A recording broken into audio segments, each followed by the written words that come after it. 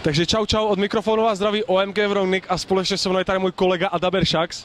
Čau. A my jsme se spolu vydali na Next Gen Expo 2012 do Bratislavy, odkud vám přivedeme spoustu novinek z herního světa, představení konzole Wii U, rozhovory se společnostmi jako je EA, Logitech, Dell, představení herního laptopu Alienware, představení tabletu od Dell z Windows 8, zrození Master Chiefa a o mnoho víc. Takže poďte sa s nami na to pozrieť.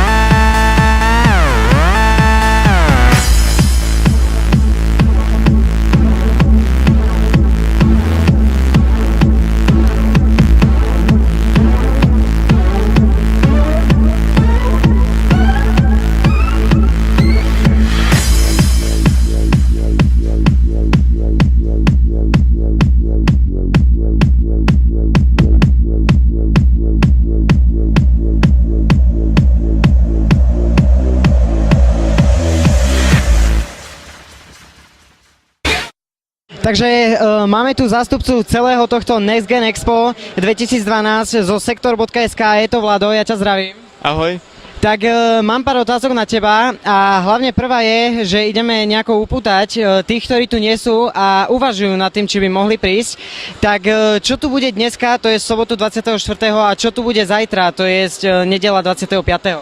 Ja verím, že tí takí skalní fan sektoru sú tu, minimálne tí z Bratislavy a blízkeho okolia a tí by prišli napriek tomu, nech by bol akýkoľvek program, ale my máme program bohatý, máme rôzne turnaje, či už FIFU v spolupráci s Playzone.cz, alebo potom máme tu súťaž v LOLku a ďalších x súťaží na PlayStation, Xboxe a podobne.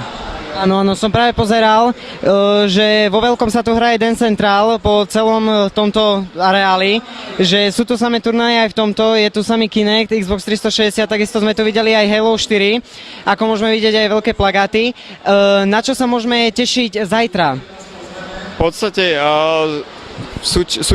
súčasťou Next Genu je aj znovuzrodenie Master Chiefa, čiže podľa mňa veľmi efektná vec v rámci programu Next Gen Expo.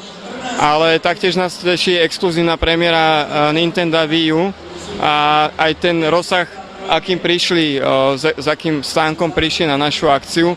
Čiže my sa veľmi tešíme z toho celkového naplnenia priestoru, či už vystavovateľmi, ale aj v podstate návštevníkmi, ako keď sa môžeme pozrieť za seba, tak myslím si, že je to dostatočne plné. Áno, ako môžeme vidieť, je to vážne dostatočne plné, každý sa zabáva, každý tancuje, každý skáče. Takisto sme boli sa pozrieť na to view, videli sme, že sú tu takisto aj zástupcovia z EA, Microsoftu, Dell, takže určite sa majú na čo tešiť. No takže toto bol Vlado zo Sektor.sk a zástupca Next Gen Expo 2012. Ďakujem.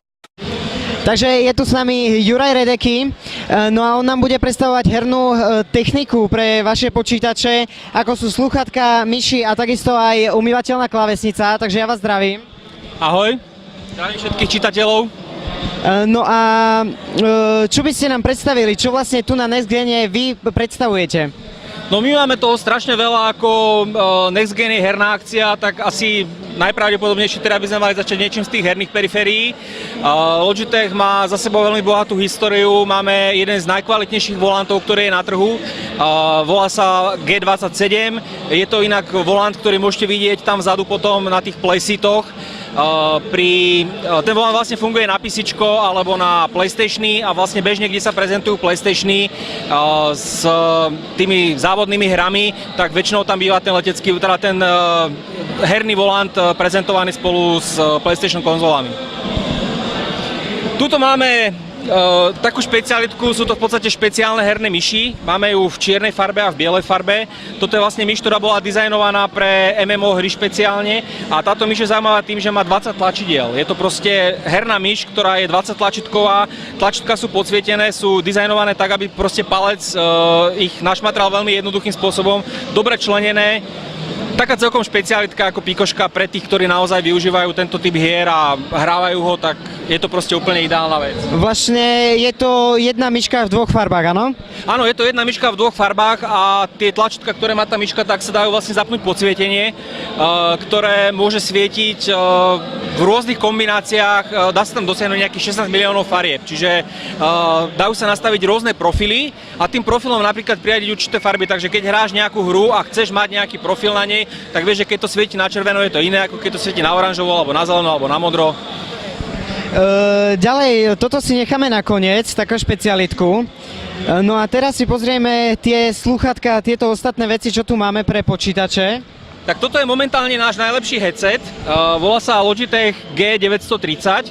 Je to vlastne bezdrôtový headset, ktorý komunikuje cez USB, takže vlastne do počítača sa dá pripojiť veľmi jednoduchým spôsobom cez USB port a je postavený pre hráčov, pre hranie tých najnáročnejších hier. Má vysokú odolnosť, takže vlastne keď ho v zápale hry chytíte, strhnete z hlavy a hodíte o zem, tak to v pohode prežije. A okrem iného teda má 7 jednotkové sluchatka, takže vlastne z tých reprákov počujete naozaj dokonalý priestorový zvuk. Je to proste 7 jednotkový headset. Tak pozerám, že Logitech ide dopredu, takisto aj s technikou. Tak ďalej ako pozerám, je tu ďalšia myška. Toto je v podstate prvá profesionálna bezdrôtová myš, ktorá je. Volá sa G700. Táto myška má takýto miniatúrny USB príjimač, ktorý sa vlastne dá zapichnúť do notebooku a môže byť v tom notebooku natrvalo. Takže netreba ho vyberať, aj keď sa ten notebook prenáša. Proste z neho trčí naozaj asi 3 mm, čo pri transporte notebooku proste nevadí. Tá myška pracuje v dvoch režimoch. Keď sa pripojí cez USB kábel, tak sa vlastne nabíja a môže slúžiť ako káblová myš, ale keď vytiahnem kábel a mám vlastne v počítači ten USB mini receiver, nano receiver, tak tú myš som schopný používať úplne klasickú ako bezdrôtovú myš a s tým, že teda je tam odozva tak rýchla a tak presná, že dá sa to využívať naozaj na profesionálny gaming. Tak vážne Logitech začína vyrábať špeciálne veci a práve tou špeciálnou vecou myslím aj túto klávesnicu. Logitech už v minulosti uviedol klávesnicu, ktorá mala farebný LCD displej. Ten model sa stále predáva, volá sa G19. Toto tu, čo máme, tak to je G510. Je to klávesnica, ktorá má displej, na ktorom sa môžu zobrazovať rôzne statusy, napríklad život, energia, počet nábojov, nejaké herné profily, správy z Facebooku, proste čokoľvek, čo človeka napadne. Sú tam programovateľné tlačidlá, do ktorých sa dajú naprogramovať makra a toto sú vlastne také veci, kde sa dá využiť nejakým spôsobom ako legálne cheatovanie, to volám. Je to vec, kde si môžeš do jedného tlačítka naprogramovať takú záležitosť, že treba hráš nejakú strieľačku, hej, a s tlačením jedného tlačítka sa vykloníš spoza rohu, vystrelíš, schováš sa naspäť, nabiješ zbraň. Proste raz ťuknem do klávesy a spraví mi to celú túto akciu. Takže online cheatovanie. Je to presne tak ako legálny spôsob, ako cheatovať v hrách. Alebo teda samozrejme tie makra sa dajú naprogramovať aj podstatne komplikovanejšie, ale v rámci týchto základných vecí si myslím, že to bohate stačí. Super, no a práve to, čo sme si chceli nechať nakoniec, je táto zaujímavá, veľmi zaujímavá klávesnica. Tak toto je vlastne prvá umývateľná klávesnica, volá sa Logitech K310. Washable keyboard, čo znamená vlastne umývateľná klávesnica. Je postavená tak, že má vlastne taký hodne atypický tvar, nie sú to klávesy, ktoré sú zapustené, ale vlastne tie klávesy vystupujú z nejakej podložky smerom hore. Takže vlastne ten dizajn skôr pripomína možno nejaký starý písací stroj. Tá klávesnica je dobrá v tom, že naozaj keď ju niekto obleje, tak nemusí sa báť toho, že sa mu tam nejaká tekutina rozleje a vyskratuje mu to niečo alebo mu to niečo spôsobí, hej. Ďalšia vec je tá, že tú klávesnicu môžem naozaj chytiť, ponoriť ju niekde do vane a vydrhnúť ju kefou.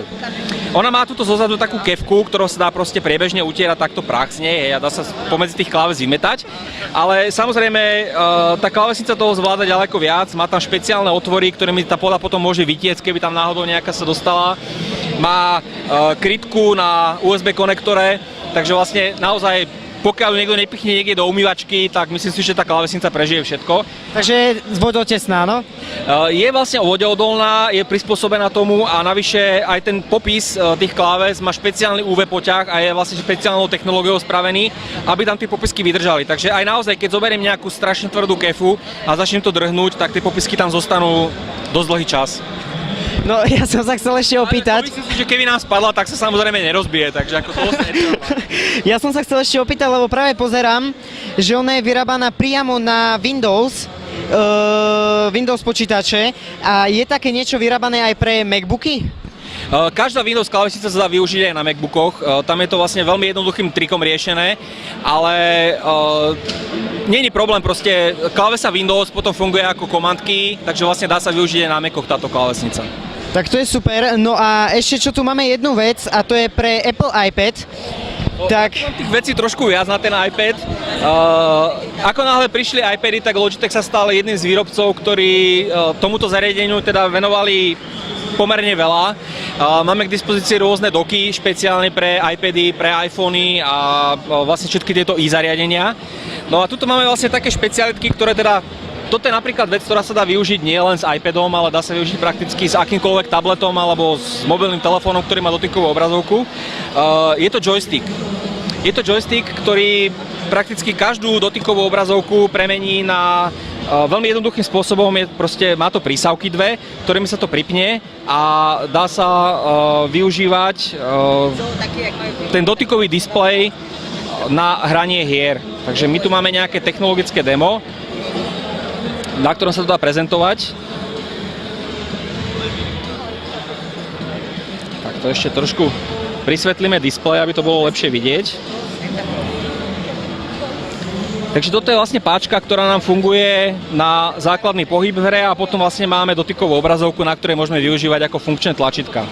Čiže s týmto sme schopní sa vlastne hýbať ako s joystickom a vlastne ten pocit toho hrania je naozaj vynikajúci, pretože človek má naozaj reálny pocit, že má nejaký ovládač v ruke a nie je to len behanie nejakým prstom po nejakej dotykovej obrazovke. Dajú sa takéto napojiť aj 2 na 1 zariadenie? Dá sa ich napojiť prakticky koľkokoľvek. Tak sú to naozaj prísavky, koľko sa ich zmestí, toľko ich tam bude. Takže pokiaľ hra podporuje ovládanie 2 prstami, tak samozrejme ako dá sa napojiť jeden na jednu stranu, druhý na druhú stranu. Ten joystick vlastne je dobrý v tom, že naozaj sa dá pripojiť kdekoľvek a obsluhovať si kdekoľvek tá hra. Takže je to naozaj len o tej aplikácii, aby to podporovala. Ďalej tu máme takúto veľmi šikovnú klávesnicu, ktorá funguje ako magnetický obal, takže vlastne keď máte iPad, tak ste schopní ho touto klávesnicou chrániť displej a zapínať ho, vypínať ho. Zároveň je tu vlastne žliabok, do ktorého sa ten iPad dá pripojiť a dá sa využívať ako klávesnica. Má tam vlastne špeciálne rozloženie kláves pre Mac, takže vlastne funguje nám tam home button, ktorý môžeme vyvolať, nejaké položky v menu, môžeme si otvoriť nejaký dokument prázdny, a môžeme ukázať, že napríklad funguje tam aj lokálna klávesnica so slovenskými znakmi, takže keď budem písať, tak znaky ako sú bez problémov, mäkčine dlžne. A zároveň teda je možno aj to, na čo sme zvyknutí z počítačov a z notebookov, že zoberiem si Shift a vlastne so Shiftom selektujem text, použijem Ctrl-C, Ctrl-V, čo je proste super funkcia a tým pádom sa vlastne z takéhoto bežného iPadu, ktorý je postavený ako tablet na nejaké jednoduchšie využívanie, stáva takmer plnohodnotný notebook. Je to naozaj už len o samotných aplikáciách. Ja veľmi rád napríklad používam na tablete aj Skype aplikáciu a k tomu vlastne používam tieto sluchatka. Je to bluetoothový headset, opäť od Logitechu, ktorý sa dá takto zložiť veľmi jednoduchým spôsobom. Funguje s dvomi zariadeniami, funguje cez Bluetooth s jedným zariadením a do druhého máme vlastne do písička podobný nano receiver, ako mala tá myška, ktorý sa dá schovať sem do jedného sluchatka. A zároveň teda je to skladacia vec, máme tu výklopný mikrofón, ktorý sa dá nastaviť podľa potreby a zároveň tu máme nejaké základné obsluhu na hlasitosť, tlačítko mute, tlačítko, ktorým si môžem púšťať hudbu, ďalej tu mám prepínač, ktorým môžem preskakovať pesničky, keď počúvam, keď to využívam na počúvanie skladieb. Veľmi jednoduchým spôsobom sa to spárovať s iPhoneom, s iPadom, s akýmkoľvek prakticky bluetoothovým zariadením, ktoré pracuje na audio, takže je to naozaj taká hodne šikovná vecička. Super, tak my ďakujeme za prezentáciu, no a dúfame, že sa ešte uvidíme. Ja tiež verím, že sa ešte uvidíme a v spolupráci s Gameboxom teda pripravujeme súťaž, takže čoskoro určite niektoré z týchto vecí budete môcť aj vyhrať. Super, ďakujeme.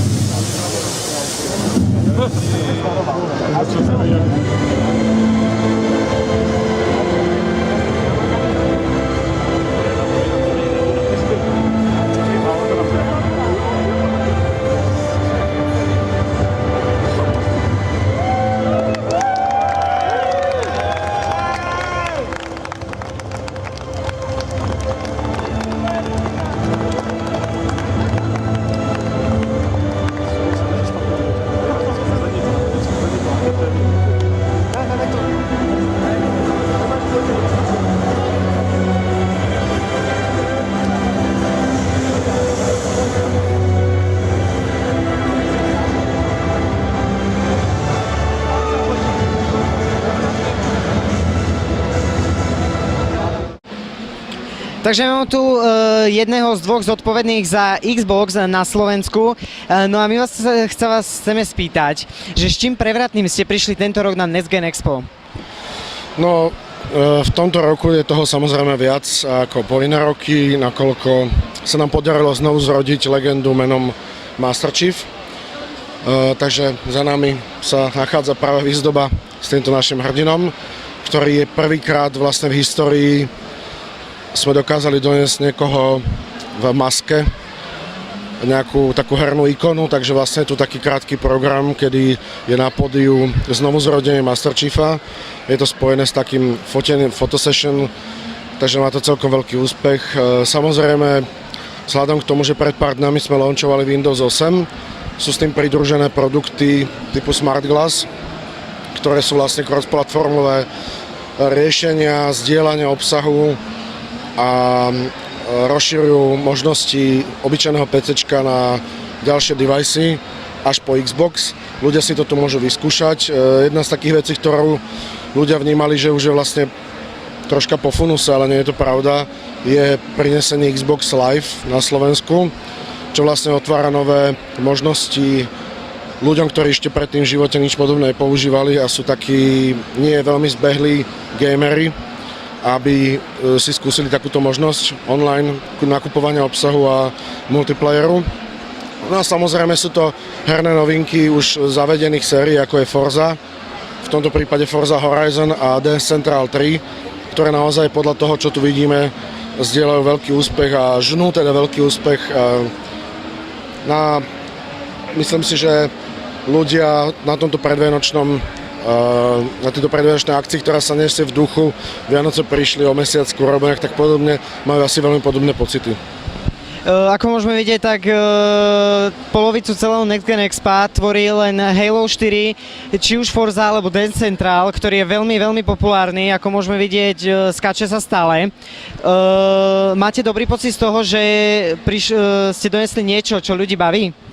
Áno, ono sa to hovorí, že kto si hraje, ten nezlobí. Takže v podstate si myslím, že keď niekto rozprával, že hry ako také sú veľmi škodlivé a sedia ľudia celé dne, celé noci za niečím, tak ja si myslím, že Microsoft dokázal aj teda spolu s inými firmami urobiť takú vec, že postavili ľudí v obývačkách, začali ich rozhýbavať a napríklad si myslím, že keď vonku je také hnusné počasie, jak je teraz, minimálne v Bratislave už druhý týždeň, takže s malými deckami sa moc nedá veľmi chodiť von.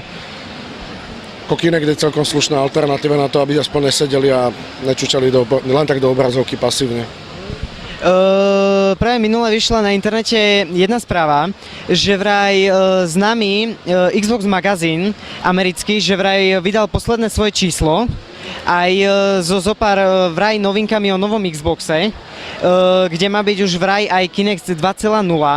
Takže ak sa môžeme spýtať, či je to pravda, lebo že vraj ten magazín oficiálne skončil a že to boli jeho posledné informácie, ktoré chcel dať vonku oficiálne. Pravdepodobne skončil kvôli tomu, že povedal niečo, čo nemal. Nie je to pravda. Pravdou je, že tak ako Microsoft, tak asi netají nikto na svete. Svojím spôsobom už máme nejaké informácie, zdieľať ich s vami nemôžeme, ale pokiaľ by som vám povedať, že budúcnosť bude ružová, tak áno, bude veľmi ružová. A myslím si, že veľa ľudí poteší to, čo asi príde. Tiež to neviem úplne presne, ale nejakú predstavu máme podľa technológií, patentov a podobne. Ale ja si myslím, že veľmi fascinujúce. Oproti tomu všetci čakajú, čo bude v budúcnosti. A to sa možno dozvieme už na E3 alebo niekde na takomto veľkom evente, ale veľmi fascinujúce je, že treba si uvedomiť, koľko rokov má Xbox. 6 rokov na trhu spolu s 2 rokmi vývoja minimálne, 8-ročný hardware a keď si pozriete Halo 4, tá hra je veľmi pekná. Veľmi hral som ju sám osobne a podľa mňa graficky aj multiplayerovo je to jedno z najlepších Halo, ktoré kedy vyšlo. A takisto my sme to hodnotili 9 z 10, lebo je to vážne výborná hra. A práve to je zaražajúce, že aká stará tá konzola už je a stále tá grafika je novšia a lepšia. Ja si myslím, že konečne sa ľudia naučili troška využívať zdroje, ktoré majú. Ja som starý hráč a PC gaming je o tom, že proste treba si vždy kúpiť niečo nové. Je to fantastické, jasné, že na to sa konzoly asi nechytajú, ale na to obývačkové hranie klasické to vôbec nevadí. Ľudské oko a ľudia chcú byť klamaní a programátori v konzolách veľmi klamú. Ale my sme veľmi vďační, lebo zase na druhú stranu našimi klientmi sú obyčajní ľudia, ktorých potom postupne učíme hrať hardkorové hry. Multiplayerové hry sú dobré na Xboxe a je to celkovo vymyslené dobré, ale kým sa tomu dostanú, musia prejsť cez obývačkové, klasické, obyčajné hry, tie musia byť svížené, rýchle. Takže keď mám niečo povedať, skôr ako by som čakal nový Next Gen zatiaľ, som fascinovaný tým, čo dokázal urobiť Xbox teraz v tomto momente, keď vlastne už by nemal stíhať vôbec. Ja som pyšný, že som pri tom, ale je to skôr taká víťazná nejaká oslavná pieseň starého Xboxu. Myslím si, že Halo 4 a celé to, čo sa deje teraz okolo, je naozaj niečo veľmi výnimočné aj z toho dôvodu, že to je veľmi stará konzola. Tak my vám veľmi pekne ďakujeme za rozhovor. No a toto bol vedúci slovenského Xboxu. Takže som tu s promotérom Williamom, no a dnes sa porozprávame o Sony PS Vite. Takže s akou prevratnou novinkou ste prišli na Next Gen Expo 2012? Tak priniesli sme sem takisto ako aj staré PlayStation 3 stojany, ktoré už máme skoro na každej akcii, ale vždycky sa ujmú. Každý má predsa rád PlayStation. Donesli sme si Uncharted Stand, Drake Deception 3, vlastne tretie pokračovanie veľmi dobrej adventúrnej RPG Uncharted. Ďalej tu máme PlayStation Move, na ktorý je Sony veľmi, veľmi pyšný, pretože prekonáva takisto Víčko, prekonáva takisto Xbox v tom, ako sníma pohyby. Má 6-osý gyroskop v každom ovládači, ktorý sníma nielen to, ako s ním hýbete, ale presne aj otáčanie, to Xbox ani Víčko nedokáže. Ďalej máme novinku PlayStation Vita, ktorá bola tento rok predstavená.